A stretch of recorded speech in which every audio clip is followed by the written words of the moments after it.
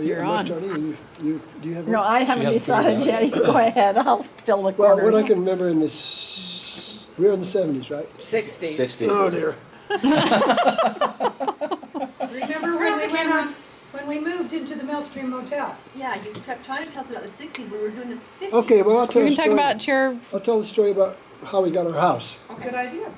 There you go. Okay. It's such a good story. His side of the I think story. it's kind of a fun story. We were in the motel, and I was working already, and but looking for a home, the house.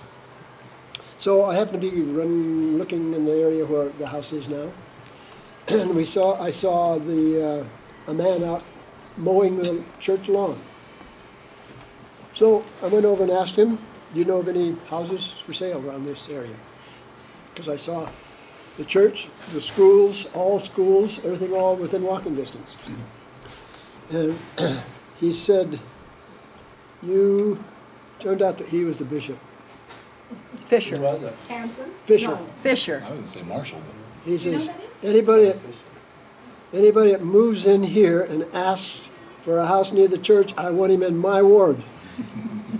So he took me all over his ward and there wasn't a house. So, but I did find the one we have now, and the fellow that was in the house, he invited me in, he was shaving. So he brought me in, he was shaving in the bathroom, he had one foot up on the, I don't know what, the tub, I guess, and shaving. And said, I like this house. He says, I can close off the windows downstairs and turn all the lights off upstairs, nobody knows we're home.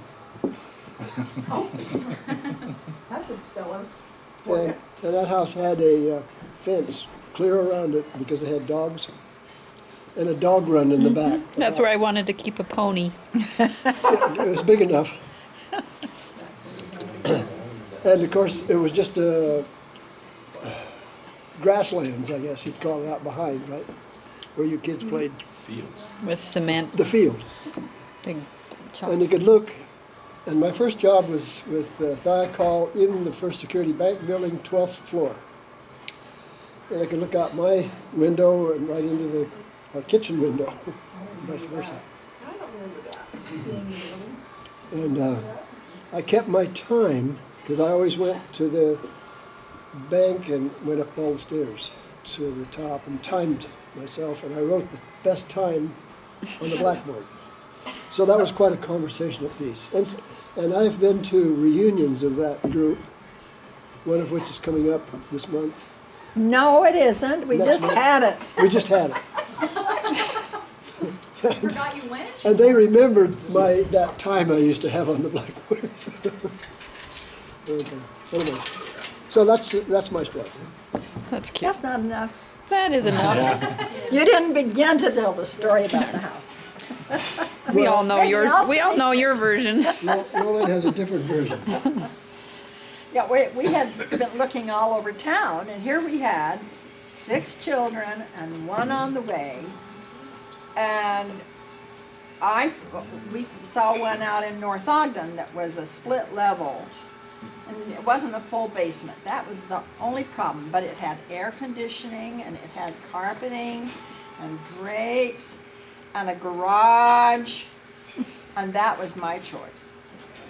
And he found this house that had no drapes, no air conditioning, High school, hardwood grammar floors, school, all the way through, church, no air conditioning, junior high. and only 3 bedrooms and one bathroom and the unfinished basement. And the other house had 5 bedrooms and 2 bathrooms or something. And I could ride the bicycle to work. You know where that house is that you liked? Uh, Could you ever find it now? It's up in North Ogden. Yeah, it was in North Ogden. It wasn't Pleasant View. It was just like on Pleasant the main View street. wasn't that built up, I don't think. No, there was nothing out there. So this morning he said, well, it's time for me to go sign the papers. And I said, I don't want that house. And he said, okay, I'll go tell him I don't want it. And I was still in bed.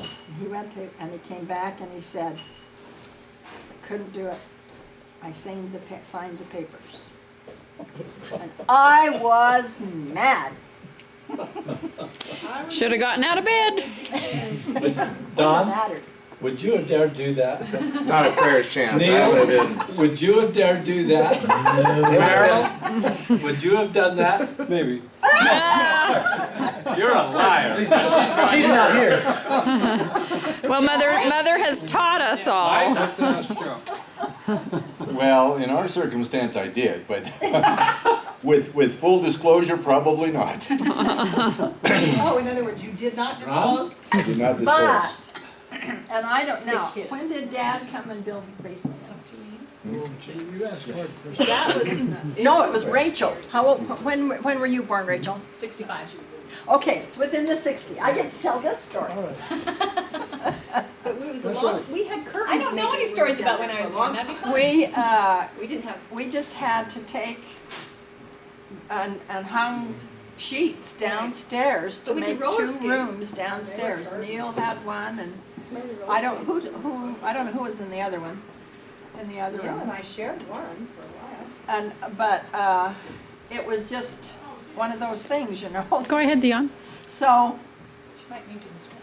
Well, I remember when the TV that was exploded. really hard. That was really hard because we just had the one bathroom. And so anyway, when my dad and mother were living in Sacramento, and that was in the days when there'd be one carpenter working with a whole bunch of workers from the ward. Would come in the evenings to build the churches.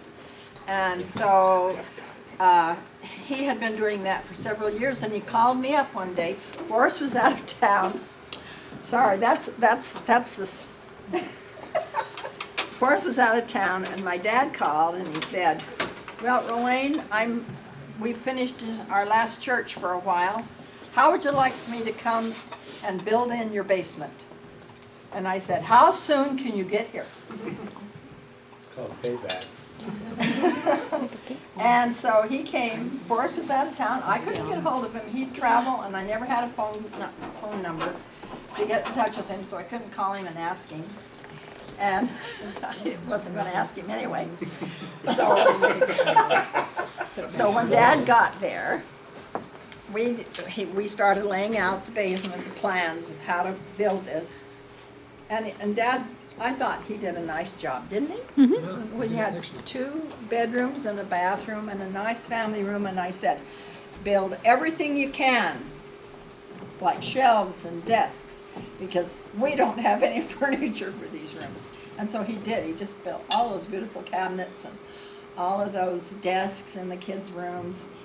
And then John came and laid, John, his Forrest brother, he came and laid the tile for us. And Is it the tile that's in there now? yeah, Wow. yeah. And I didn't ever know how Forrest paid for that until just a few years ago. He paid. Of course he did. How did you pay for that? Built that extra building in the house? I don't know, probably, I don't know. Oh, you don't remember? Probably the money from the New Mexico house. No, it was your retirement from White Sands. So, anyway, that's a great story, but that's how we're still together. Did you feel like you died and went to heaven when you had all that room? Was it just such a relief? It was a major. And of course, I covered every couch, I covered every piece of furniture, I made everybody's clothes, and we had an old car that had vinyl seats. And those things were, you freeze your butt in the wintertime and not burn up in the summer. And so I had Forrest pull those seats out, and I recovered those car seats with some kind of fabric.